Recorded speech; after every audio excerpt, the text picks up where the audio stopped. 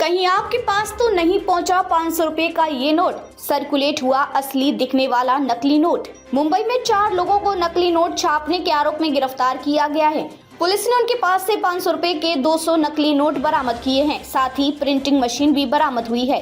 मुंबई की भाईखला पुलिस ने 4 लोगों को फर्जी नोट छापने के मामले में गिरफ्तार किया है। पुलिस ने आरोपियों के पास से 500 रुपए के 200 नोट नकली बरामद किए हैं, जिसकी कुल वैल्यू 1 लाख रुपए है। भाईखला पुलिस के सीनियर पी चिमाजी अडावा ने बताया कि जानकारी मिली थी कि भाईखला इलाके में स्थित एक पान की दुकान पर कुछ लोग नकली नोट की डिलीवरी देने के लिए आने वाले हैं। इसकी जानकारी मिलने के बाद हमने वहां पर ट्रैप लगाया और 3 लोगों को हिरासत में लिया, जिसमें से 2 लोग नकली नोट की डिलीवरी पान शॉप के मालिक को देने आए थे। डिलीवरी देने के लिए पहुंचे थे पान की दुकान पर। अडाव ने आगे बताया कि उमरान उर्फ आतिफ बलवले और यासिर शेख नकली नोट की डिलीवरी देने के लिए पान शॉप चलाने वाले आरोपी भीम बड़ेला के पास आए थे। इनकी पूछताछ के दौरान चौथे आरोपी की जानकारी मिली, जिसके बाद हमने नीरज वनखंडे नाम के आरोपी को हिरासत में लिया, जिसकी पालघर के वाडा इलाके में प्रॉपर्टी है। वहीं पे ये लोग नकली नोट छापने का काम करते थे।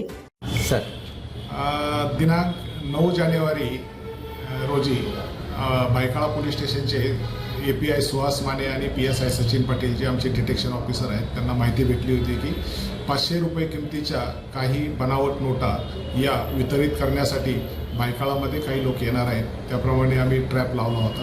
त्या ट्रॅपमध्ये आम्हाला 3 लोक जे 2 डिलिव्हरी देणारे आणि 1 डिलिव्हरी घेणारा, डिलिव्हरी देणारे उमरान बलबले आणि यासिन शेख आणि डिलिव्हरी घेणारा भीम बडेला असे तिघांना आम्ही ताब्यात घेतलं। त्यांच्याकडनं 500 रुपयाच्या 200 बनावट नोटा आम्ही हस्तगत केल्या आणि त्यांच्याविरुद्ध भायखळा पोलीस स्टेशनला गुन्हा दाखल केला। गुन्हा दाखल करून त्यांना दुसऱ्या दिवशी त्याच दिवशी आम्ही रिमांडला हजर करून दिनांक आजच्यापर्यंत 13 जानेवारीपर्यंत त्यांची आम्हाला कस्टडी भेटली होती। आज आम्ही त्यांना परत रिमांडसाठी पाठवलेलं आहे।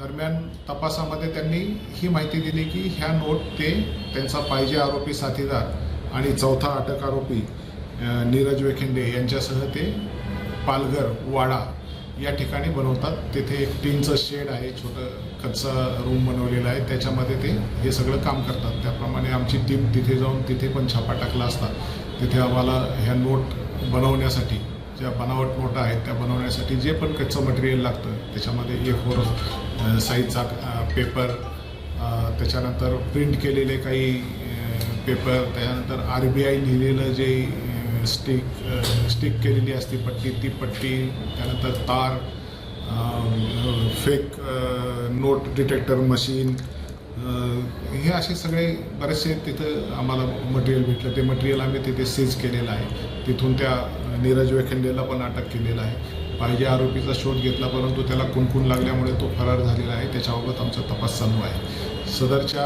ज्या नोट त्यांनी आतापर्यंत छापलेल्या आहेत त्या 4 वेळा या ठिकाणी भायखळ्यामध्ये त्यांनी डिलिव्हरी 3 वेळा केलेली आहे। ही 4थी खेप होती त्यांची।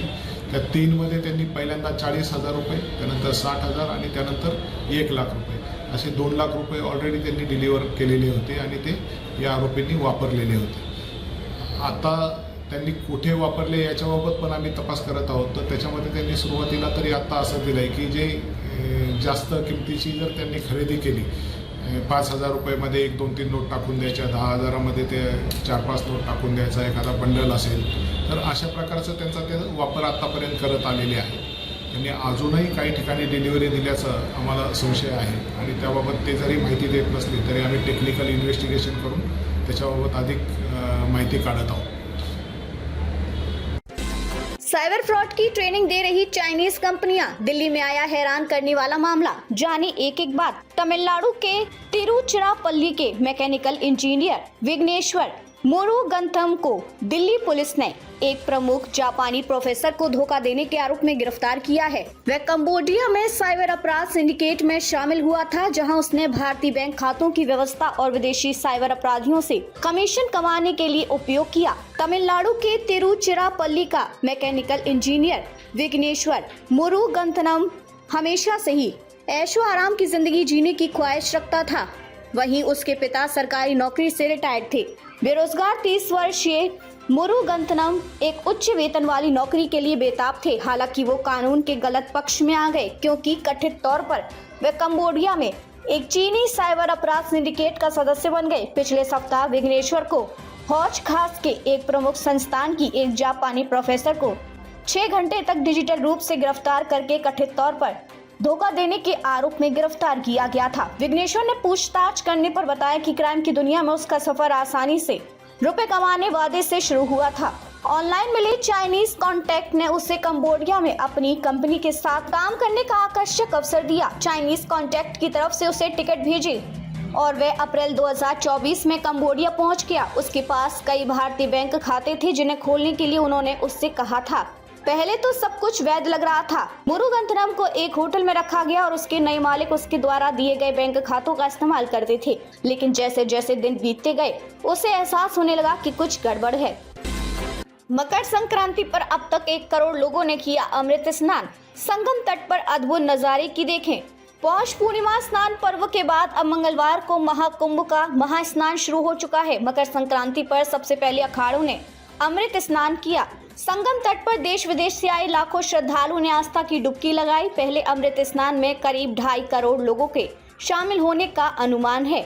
महाकुंभ मेला प्रशासन ने भीड़ प्रबंधन के लिए व्यापक इंतजाम किए हैं। तीर्थराज में महाकुंभ के महास्नान को उमड़ा देश दुनिया का जनज्वार। जीवन दायिनी गंगा, श्यामल यमुना व पौराणिक सरस्वती के पावन संगम में महाकुंभ के प्रथम अमृत स्नान पर्व पर पुण्य की डुबकी लगाने के लिए देश दुनिया का जन समुद्र उमड़ पड़ा है। जेईई मेंस परीक्षा में इन चीजों के पहनने पर पाबंदी, लड़कियों के लिए भी दिशा निर्देश जारी। जेईई मेंस परीक्षा को लेकर सख्त दिशा निर्देश जारी किए गए हैं, जिसके तहत कई चीजों के पहनने पर पाबंदी लगा दी गई है। वहीं लड़कियों के लिए भी नए दिशा निर्देश जारी किए गए हैं। परीक्षार्थियों की गतिविधियों की मॉनिटरिंग कंट्रोल रूम में भी किया जाएगा। जेईई मेंस पेपर 1 का आयोजन 22, 23, 24, 28 और 29 जनवरी को किया जाएगा। 2025 में कदाचार को रोकने के लिए आर्टिफिशियल इंटेलिजेंस का कई स्तर पर उपयोग करेगी। इस बार परीक्षार्थियों का 3 स्तर पर जांच की जाएगी।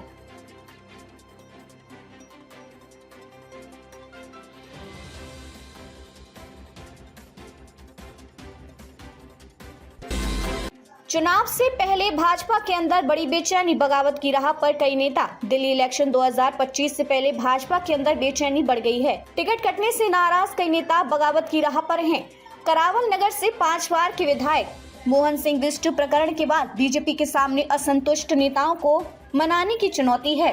करावल नगर से कपिल मिश्रा को टिकट दिया गया है। पूर्व विधायक नील दमन खत्री और पूर्व महापौर मास्टर आजाद सिंह भी नाराज हैं। विधायक मोहन सिंह बिष्ट को मुस्तफाबाद से प्रत्याशी घोषित कर भाजपा उनकी नाराजगी दूर करने में सफल रही है, परंतु कई क्षेत्रों में टिकट से वंचित रह गए नेता बगावत की राह पकड़ने लगे हैं।